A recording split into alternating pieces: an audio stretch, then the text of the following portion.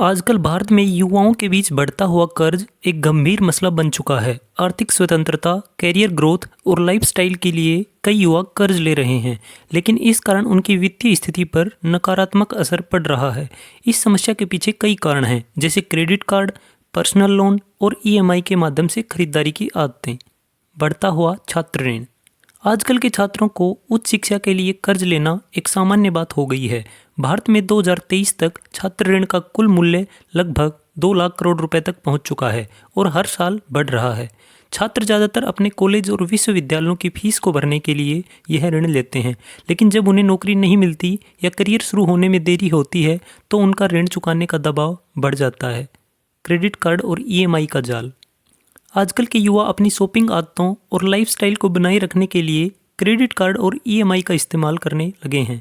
यह बहुत आम हो गया है कि कुछ युवा क्रेडिट कार्ड से खरीदारी करते हैं और ईएमआई पर चीज़ें खरीदते हैं। ये सभी विकल्प फाइनेंशियल इंडिपेंडेंस का प्रतीक लगते हैं, लेकिन धीरे धीरे ये कर्ज का जंजाल बन जाते हैं। शुरुआत में 10,000 से 15,000 रुपये तक का कर्ज लेकर शुरुआत करने वाले युवा आज अपने कर्ज को चुकाने में मुश्किल महसूस कर रहे हैं। उधारी की बढ़ती संस्कृति। भारत में एक नई उधारी संस्कृति पनप रही है, जिसमें युवा अपने लाइफस्टाइल को बनाए रखने के लिए दोस्तों और सहकर्मियों के साथ बराबरी करने के लिए कर्ज लेते हैं।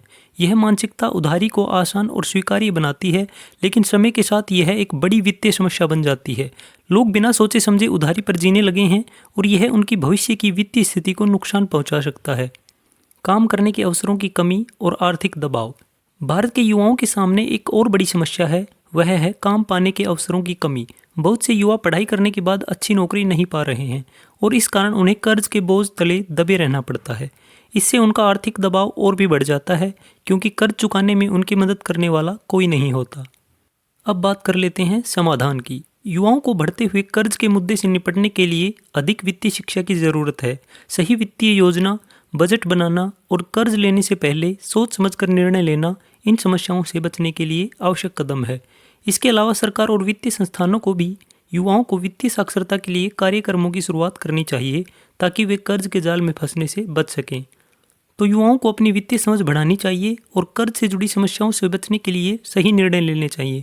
केवल इस तरह से हम बढ़ते हुए कर्ज के प्रभाव से बच सकते हैं और एक सुरक्षित और खुशहाल भविष्य की दिशा में कदम बढ़ा सकते हैं। ऐसे ही और वीडियोज़ के लिए आप हमारे चैनल को सब्सक्राइब कर सकते हैं।